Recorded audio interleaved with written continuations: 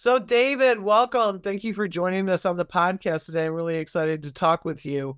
I know you've been working with us for a while, and your background is powerful in business and in teaching. And so, you want to just tell the audience a little bit about your background and where you come from and what you're doing now?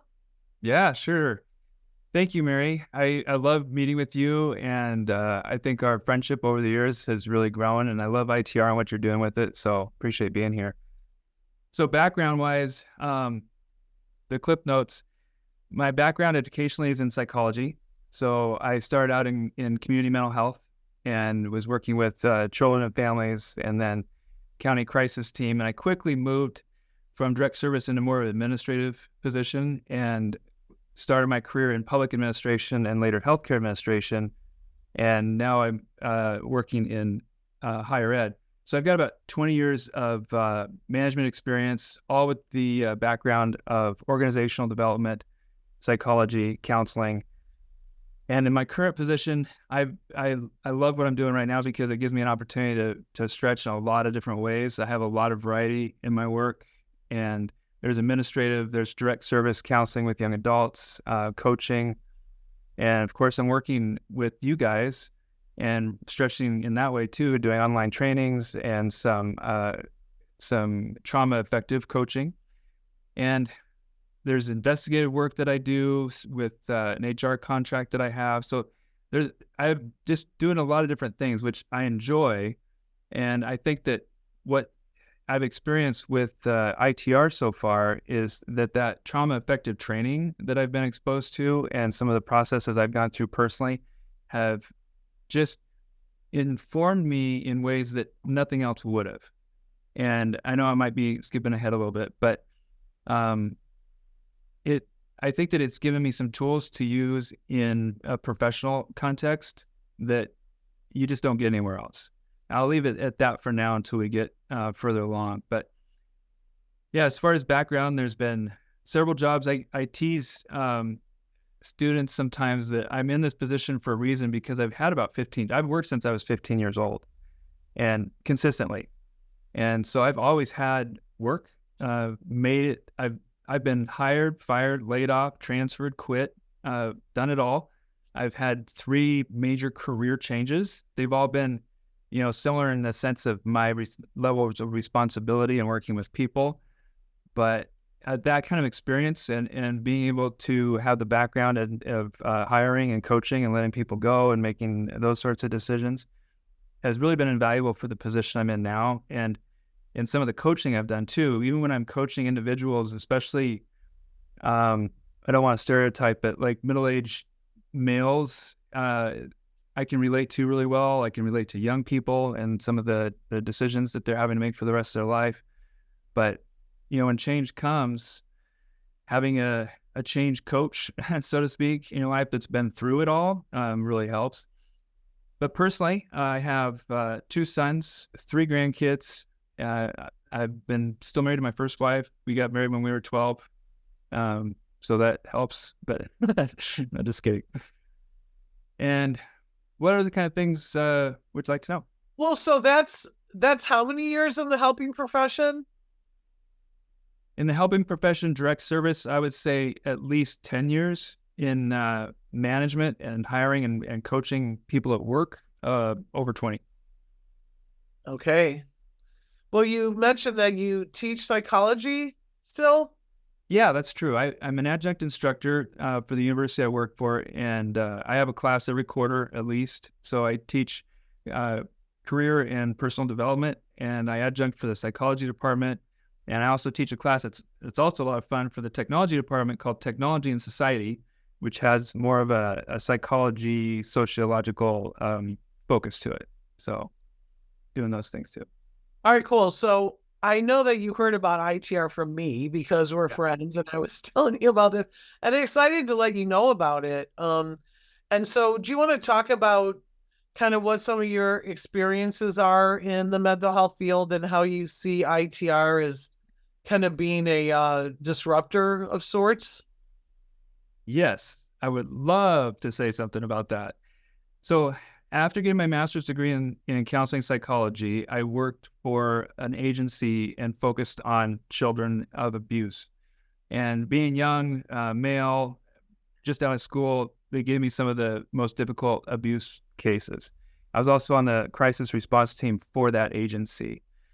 And what I saw in terms of public mental health services and including counseling and social work is really long-term entrenched cases that just they make counseling and therapy a part of their lifestyle. And I think there's absolutely a place for therapy and even talk therapy, and sometimes people really need to work through some things long-term, but it just was not for me. It was not my personality. It really just ground down the hopes that I had for being a helper in the helping profession, because I wanted to actually see people get well. And I didn't feel like I really was equipped for that at the time. And so I moved into the administrative position, and it was a county position, and I administered those grants and contracts to the public agencies. And I joined the mental health crisis team for the county as a CDMHP. And so I saw people in the agency at the maintenance level of therapy, and I saw people in the CMHP position at the crisis level. And I just felt all along in that early experience of mine that there was not the right tools for the job given to people in the helping profession. And we even did, there was one guy that was trained in tapping therapy.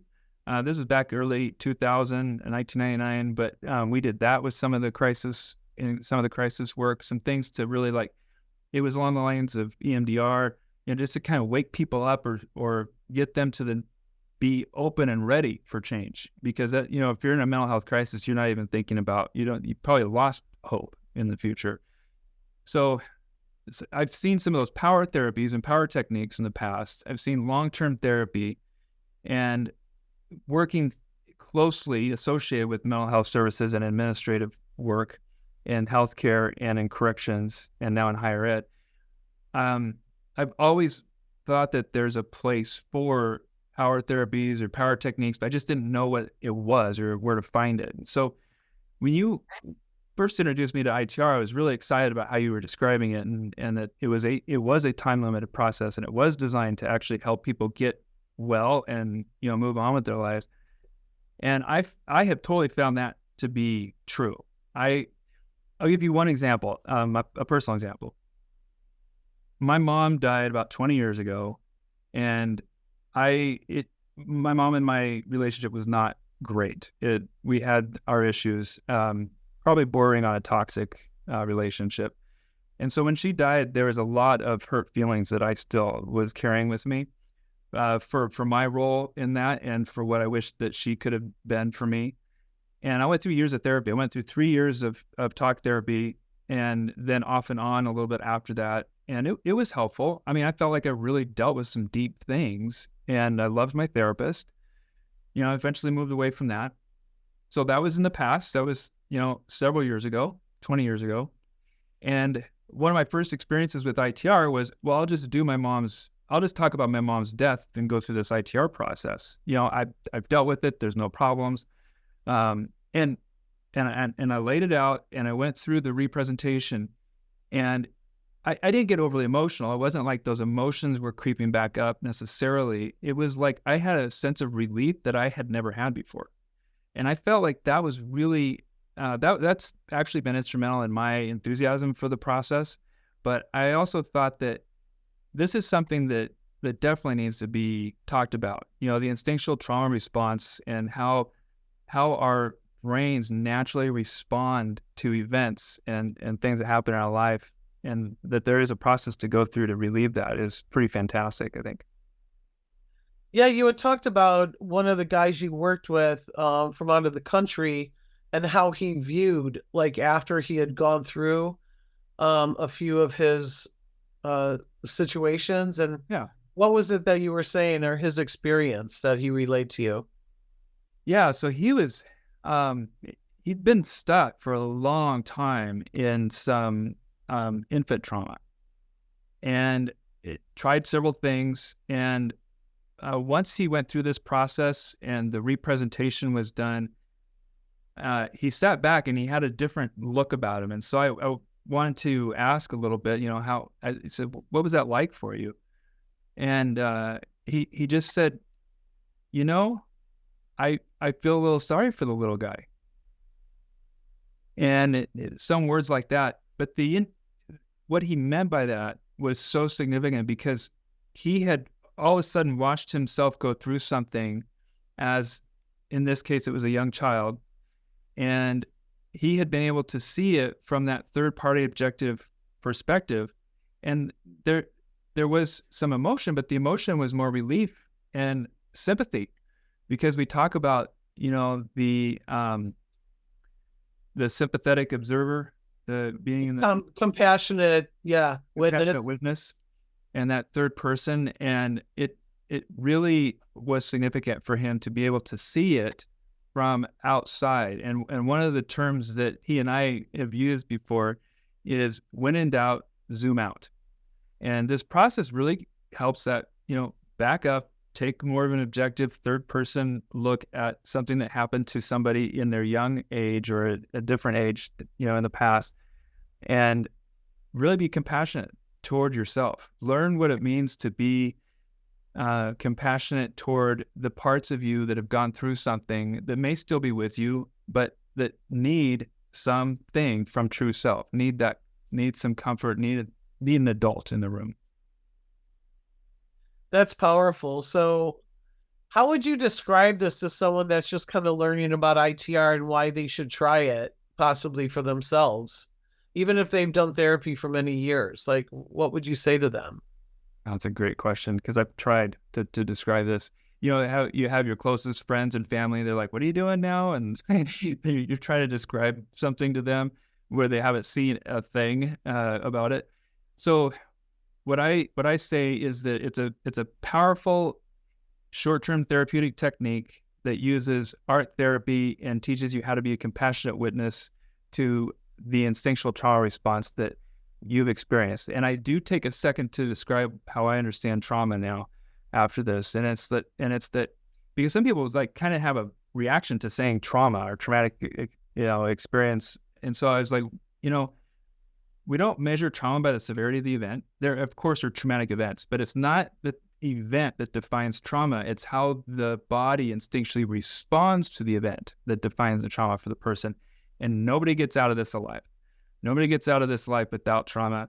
Some experience that their body interprets as traumatic, that holds it with it. Body keeps the score, that holds it internally and finds a way. People are just struggling and dealing with these things over time. And sometimes it can be healthy. And sometimes it shows itself in ways that can be really even devastating to people's lives.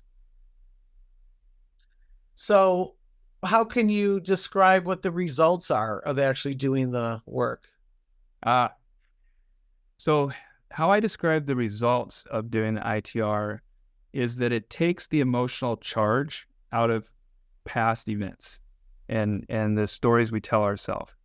So it doesn't take away the memory, certainly, but we're not reliving it through the process. We don't relive the memory.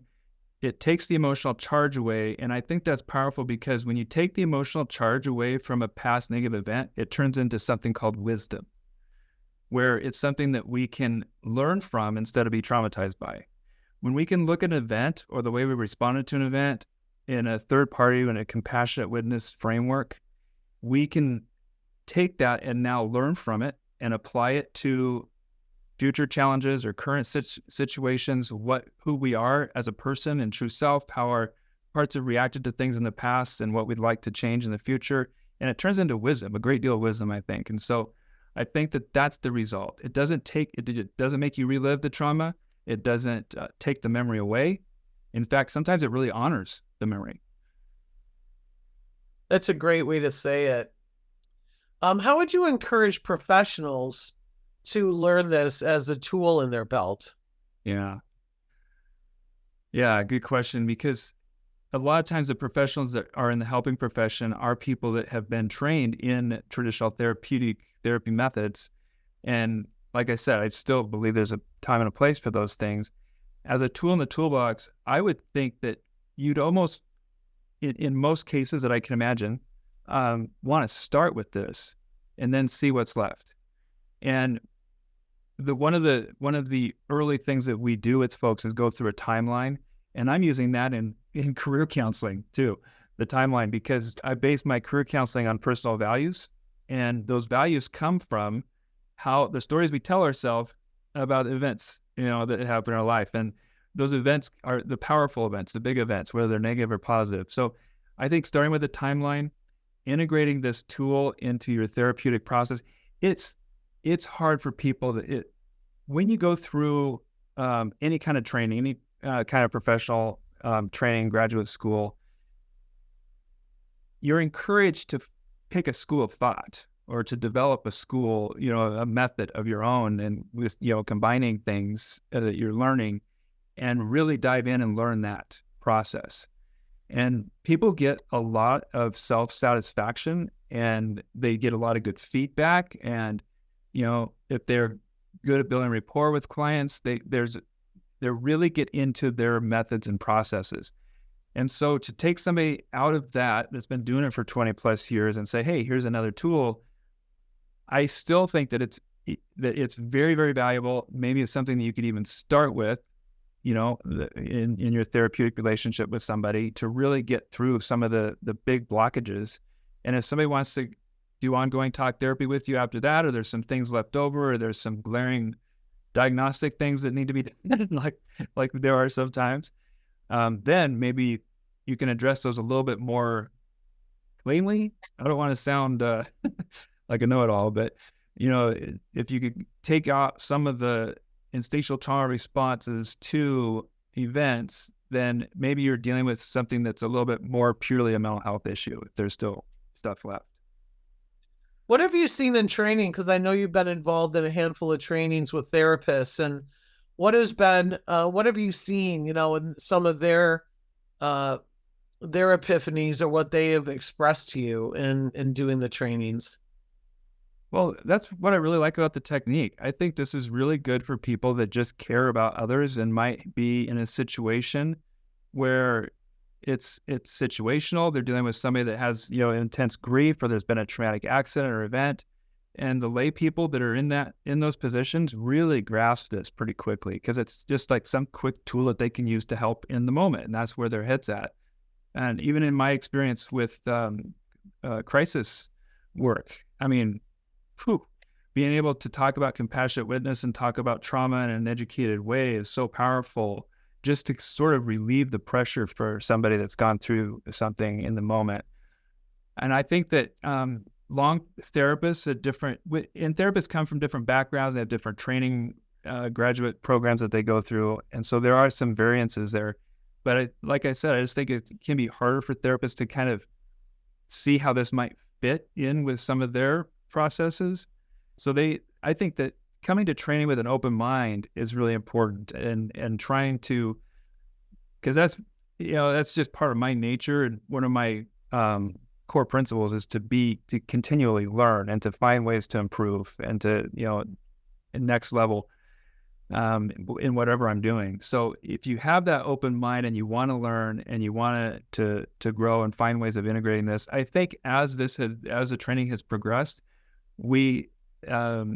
the school of thought in ITR has opened up a little bit to allow people to find ways to integrate parts of it that work for them, instead of a really strict protocol. Now, I think the really strict protocol is great for me, and for especially lay people and people in some direct service helping professions, but sometimes there's pieces of that would be appropriate for any use. For instance, my reflection back to using the timeline in career counseling, and finding out the stories that we tell ourselves about these major events. And then, of course, one of the other things that I do is investigations, and for harassment and discrimination and sexual assault, and knowing how to use the terminology and the understanding of of trauma that I've gained through ITR has been really invaluable. And so I think that opening people's minds to that too, like how can I use this in my daily work in situations where I might not have an hour a week for years. I might have 2 or 3 hours with this person to really help them understand what they've just experienced. How can we do that instead of setting it up like a traditional therapy relationship? Yeah, I know you've been involved in training first responders as well. Like, how do you see that they've reacted or what they've said about the power of the training? I really think the more practical you are, and practical minded, and how practical your work is, the more you relate to it, or that maybe the quicker you understand the purpose of it, because they are in their work because they want to immediately help somebody in the moment. And so informing them and educating them, helping them be trauma effective. I think I've seen law enforcement, people with a correctional background literally get really excited in the trainings. They're very expressive about how excited they are about learning this process, and how I can just see that they're starting to apply it in their minds right away to what they do. It's got a great corrections application, some law enforcement EMT applications for sure, but when you have a few hours with somebody that you can really work through this process and take the emotional charge off of some of their past events that have caused an instinctual trauma response, I think it's just powerful. Well, thank you for your time. I really appreciate the time you've given, and it's a joy to work with you, and you're a great trainer, and I love what you bring to the table and really helping people understand this from a coach's perspective, because I mean, maybe you could just talk about that for a quick second of just the application for life coaches. Yeah. Yeah, sure. And I appreciate working with you too, Mary. Thank you for that. I've been thinking about this a little bit lately, and I think one of the differences, and this might be very simplistic, so I don't want to hurt anybody's feelings, but the role of a therapist is to really help somebody feel better about themselves and life.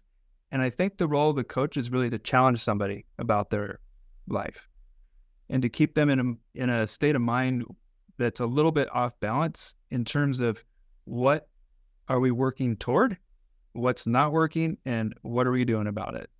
And this tool is good for both of those things. In the coaching sense, once we work through the timeline and we understand parts and true self and what parts have affected a person's life, it's really nice to be able to refer to those parts when current situations come up and talk about how true self needs to show up for that part. That's a really good point. I think, the idea that Dr. Gatton talked about the externalized dialogue as a tool for life, we really see that once someone has processed their whole timeline, now it's moving into life, and it's that post-traumatic growth and recovery Yes. part of their life that now they're, figuring out what is stopping them from writing the book they always wanted to write, or what is the thing that they have to face, when they're procrastinating or whatever it is. So it is definitely, the tools are useful all the way through someone's life. And even to mitigate the, post-traumatic stress in a situation when you can feel your body going into the instinctual trauma response and you recognize, oh my gosh, I'm about to go into the freeze, or I feel I'm into the freeze, where I've noticed, I can pull myself out of it and keep more in my logical mind, to help, make it through the situation instead of just falling victim to the instinctual trauma response like we do when we're unaware of it. Yep. So I think the awareness of it can really help too. And also for therapists that are dealing with really, really tough clients, and to be able to keep themselves balanced, through external that's a great part of the tool. Yeah. Keep themselves in the right state of mind and understand what their reactions are like. Cool. Well, thank you for sharing, and I really appreciate that. And I know you were one of the ones that were encouraging us to do podcasts, so I'm glad we finally got you on here to do one. Yeah, very cool. So anyway, thank you for your time and your sharing, and we hope to have you back on again. Yeah, thank you for everything you're doing. My Appreciate it. pleasure. Talk to you soon. Take Okay. care, David.